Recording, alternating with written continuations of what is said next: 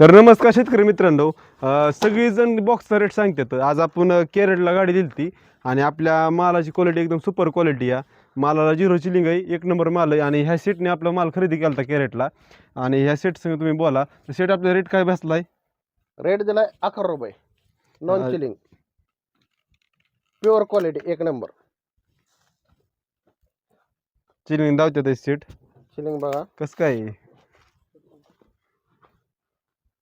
Double Ekka. आज शेतकरी मित्रांनो, आपण शेवटची गाडी आज केरळला काढली या, कारण की आपल्यात काय बॉक्सची भरती होत नव्हती, म्हणून आपल्याला नाईलाजाने माल हा केरळला द्यायला लागला.